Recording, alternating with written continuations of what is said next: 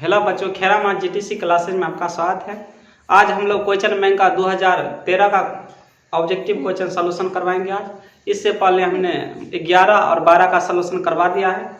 जो छात्र और छात्राएं नहीं देखे हैं उसे जाकर देख लें, जिससे कि 2013 वाला में कोई परेशानी ना हो। तो बच्चों हम लोग चलते हैं ऑब्जेक्टिव की ओर।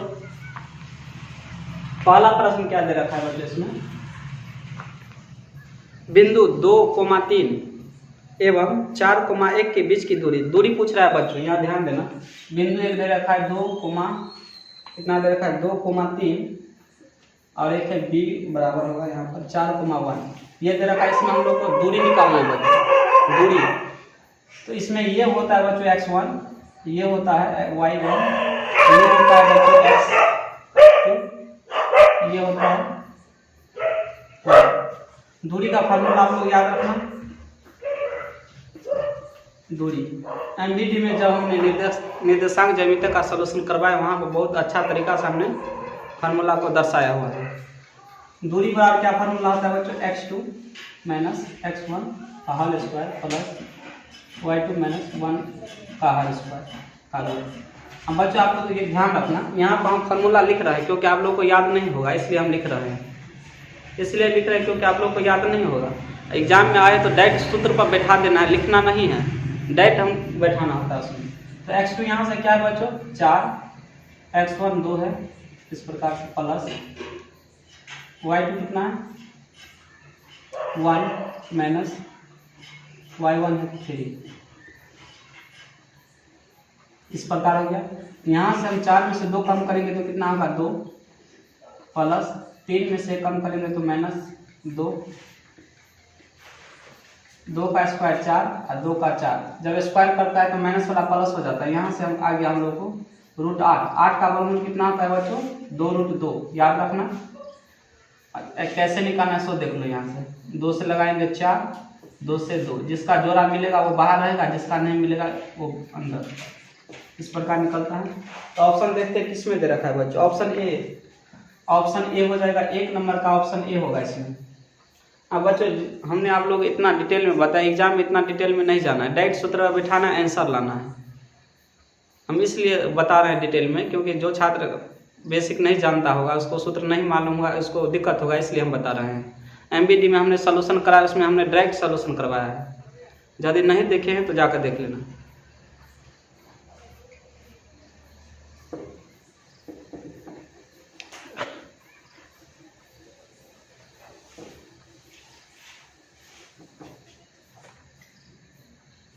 दूसरा प्रश्न क्या है? किसी बिंदु की y अक्ष से दूरी उस बिंदु का क्या कहलाता है बच्चों? ये भी हमने लिखा रखा है, एमबीडी में लिखा हुआ है। y अक्ष से दूरी या तो x का निर्देशांक होगा बच्चों, या तो भुज होगा, क्योंकि x का होता है भुज। तो याद रखना, ये तो याद यहाँ हम लिख दे रहे हैं, आप लोग याद कर लेना। यहाँ से y अक्ष से दूरी, y अक्ष से दूरी क्या होता है? x का निर्देशांक, x का निर्देशांक, या आप भुज भी बोल सकते हैं, x को भुज भी बोला जाता है। पूछ दे आप लोग, x अक्ष से दूरी,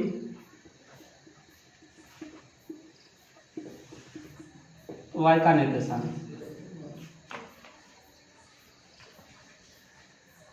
इस प्रकार भी आप लिख सकते हैं, y निर्देशांक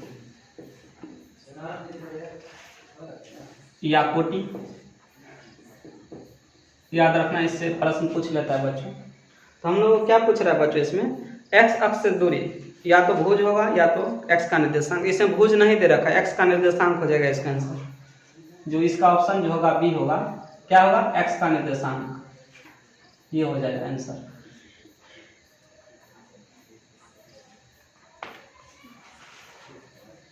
ऑप्शन बी में दे रखा है, याद रखना इसे।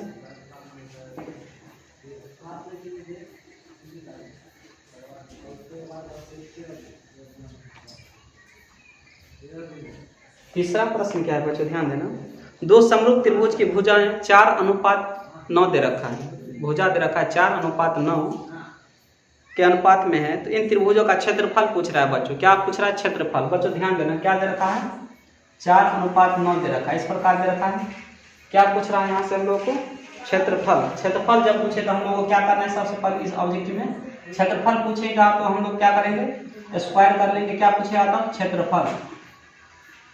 और यदि भुजा पूछ लेता, भुजा, तो हम क्या करते इसमें?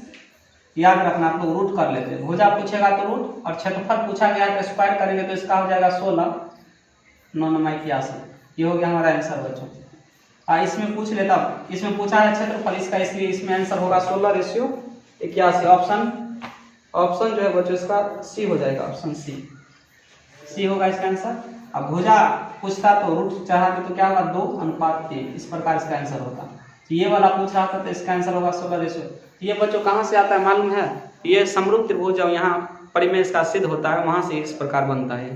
तो यहाँ तो हम सिद्ध नहीं करेंगे आप लोगों के लिए, ऑब्जेक्टिव है तो ऑब्जेक्टिव बताएंगे। जब थ्योरी चलेगा तब हम आप लोगों को सिद्ध करके दिखाएंगे कैसे होता है समरूप त्रिभुज।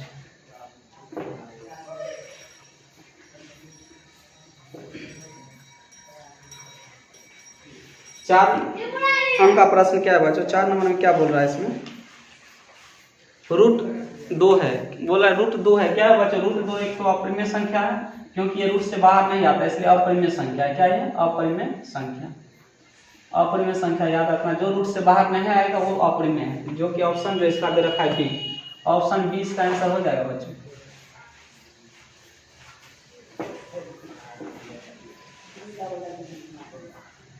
पांचवा प्रश्न क्या दे रखा है इसमें? दो परिमेय संख्याओं के बीच अधिकतम कितनी परिमेय संख्या हो सकती है? बच्चों इसे याद रखना, दो परिमेय संख्याओं के बीच जो है अधिकतम अनगणित परिमेय संख्या हो सकती है। अनगणित यानी कि बहुत हो सकता है, जहां तक आप ले जा सकते हैं। मान लो ये परिमेय संख्या है, इसके और बोल दे इन दोनों के बीच क्या होगा? परिमेय अनगणित बहुत है इसमें, इसको जहां तक आप निकाले तब तक निकाल सकते हैं। इसलिए क्या होगा इसका आंसर? अनंत। अनंत, जो कि ऑप्शन किस में दे रखा है बच्चों? डी। ये प्रश्न बच्चों 9th में है, ये वाला प्रश्न 9th से लिया गया है। 6 नंबर का प्रश्न में क्या दिया हुआ है? कौन रेखीय बहुपद का व्यंजक है? बच्चों इसमें रेखीय बहुपद पहचानने के लिए ये तो बहुत आसान है। जिसके घात में 1 हो वह रेखीय बहुपद है, और जिसके घात में 2 रहेगा वो द्विघात, जिसके घात में 3 रहेगा वो त्रिघात बहुपद हो जाएगा। तो देखते हैं किसके घात में 1 है। तो फर्स्ट वाले में क्या दे रखा है? फर्स्ट ऑप्शन में क्या दे रखा है? 2x - 5। यहाँ हम देख रहे हैं x के घात 1 दिया हुआ, यानी कुछ नहीं, इसका मतलब 1 है। ये हमारा हो गया रेखीय बहुपद, रेखीय, यही हमारा आंसर हो जाएगा। यहाँ से यही आंसर होगा, जो कि ऑप्शन ए है। ये आंसर होगा बच्चों, ऑप्शन ए इसका सही होगा। दूसरा क्या दे रखा है बच्चों? यहाँ ध्यान देना, दूसरा ऑप्शन में दे रखा है x² + 1/x + 3। ये बच्चों 2 रेखा है, 2 लिखा हुआ यहाँ पर, द्विघात हो जाएगा, ये द्विघात हो जाएगा। तीसरा क्या है बच्चों? फिर इसमें भी द्विघात है, 2 दे रखा है। डी में दे रखा है त्रिघात बहुपद है, यहाँ 3 किया हुआ इस प्रकार से। तो हम लोग को क्या पूछा? रेखीय, तो रेखीय फर्स्ट वाला हो जाएगा आंसर।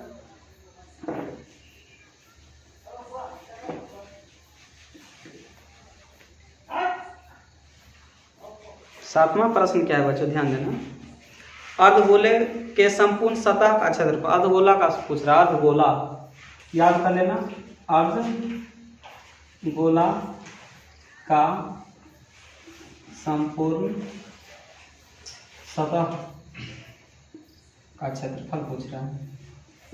याद कर लेना, क्योंकि बोर्ड में एक ना एक फार्मूला क्षेत्रमिति से पूछ लेता है। तो अर्धगोला का संपूर्ण पृष्ठ होता है 3πr²। याद रखना, इसका आयतन भी जानो, अर्धगोला का आयतन क्या होता है? अर्धगोला का आयतन 2/3πr³ हो जाएगा। यहाँ से एक और होता है इसमें, अर्धगोला का वक्र पृष्ठ होता है। 3 फार्मूला होता है अर्धगोला का वक्र पृष्ठ।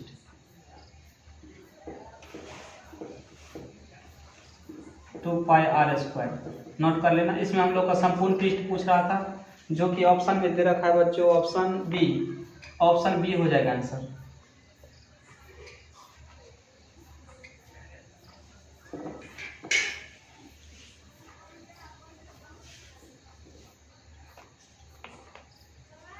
आठवां प्रश्न क्या दे रखा है बच्चों? आठवां प्रश्न क्या बोल रहा है? 44 मीटर परिधि वाले वृत्त की त्रिज्या पूछ रहा है। क्या दे रखा है? 44 मीटर परिधि, इसमें त्रिज्या ज्ञात करना है। तो परिधि हम लोग जानते हैं बच्चों, वृत्त का क्या परिधि होता है? 2πr। ये दे रखा है 44। यहाँ से हम लोग क्या करेंगे, 2 पाई का मान होता है 22/7 गुने r, त्रिज्या हो गया। यहाँ 44 दे रखा है, तो इससे बच्चों हम लोग ऊपर भी काट सकते हैं। 22 गुना 44, 2 से 2 कट गया, यानी कि r/7 बचा, यानी बराबर 1, यानी कि r का मान आया कितना? 7। त्रिज्या हम लोग कितना आया? 7। बहुत आसान सवाल था ये। ऐसा ही प्रश्न पूछ लेता है एग्जाम में। ऑप्शन बी में दे रखा है बच्चों, कितना होगा? Option B.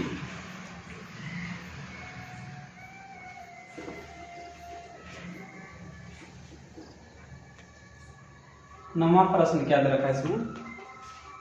किसी द्विघात समीकरण के विवेचक का मान, द्विघात समीकरण का विवेचक का मान 0 से बड़ा होने पर दोनों मूल होंगे। क्या पूछ रहा है बच्चों? द्विघात समीकरण में जो विवेचक होता है, विवेचक को हम लोग b से इंडिकेट करते हैं। 0 से बोला है बड़ा है, यानी कि 0 से बड़ा है, ये 0 से बड़ा है, तो इसका मूल क्या हो सकता है? तो हम लोग क्या होता है इसका मूल याद रखना, जब 0 से बड़ा है तो वास्तविक होगा, वास्तविक, और मूल भिन्न होगा बच्चों। क्या होगा? भिन्न। मूल जो होगा क्या? मूल वास्तविक और भिन्न होगा। ये प्रकृति में होता है। आप लोग प्रकृति नोट कर लो, प्रकृति क्या होता है। जब हम d 0 से d बड़ा होगा तो मूल ये हो जाएगा। अब एक और है, फर्स्ट वाला हो गया। दूसरा क्या होता है, जब d बराबर 0 आ जाए तो इसका मूल जो होगा, मूल वास्तविक है और समान होगा, यानी कि मूल बराबर होगा बच्चों। ये हो गया 3 ठो इसका प्रकृति होता है। आप लोग नोट कर लेना, इंपॉर्टेंट है। यहाँ से 2 से 3 प्रश्न पूछ लेता है, ऑब्जेक्टिव और सब्जेक्टिव मिलाकर, ये ऐसा ही पूछता है।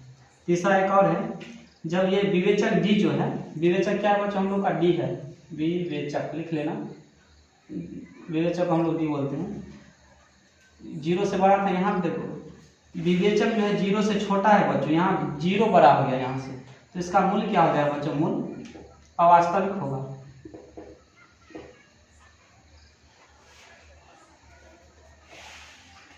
अवास्तविक हो जाएगा, अवास्तविक यानी इसका मूल नहीं होगा, अवास्तविक होगा, यानी कि इसका मूल नहीं निकलेगा। ये हो गया 3 प्रकृति का। तो हम लोग क्या पूछ रहा था बच्चों? इसका आंसर मूल वास्तविक का भिन्न होगा, जो कि ऑप्शन में दे रखा है, ऑप्शन ए में दे रखा है बच्चों। ए, ऑप्शन ए हो जाएगा इसका answer.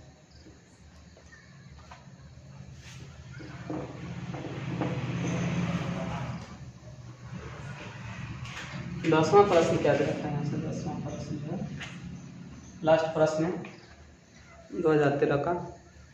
9 sec square theta minus 9 tan square theta बराबर किसका मान है? सो पूछा है। यहाँ दिया हुआ है 9 sec square theta minus 9 tan square theta, इस प्रकार बोले किसके बराबर है? तो यहाँ से देख लो बच्चों, दोनों में 9 है, बाहर निकाल लेते हैं इस प्रकार से, तो बचेगा अंदर sec square theta minus tan square theta. ये बच्चों हम लोग का एक फार्मूला है, ये वाला जो है बीच वाला फार्मूला है। यदि नहीं याद हो तो लिख लो यहाँ से, sec square theta minus tan square theta बराबर 1, ये फार्मूला होता है। नोट कर लेना, बहुत इंपॉर्टेंट फार्मूला है। यहाँ से हमको 9 हो गया गुने, इसका मान क्या होता है? 1, इसका कितना आंसर आ गया? 9,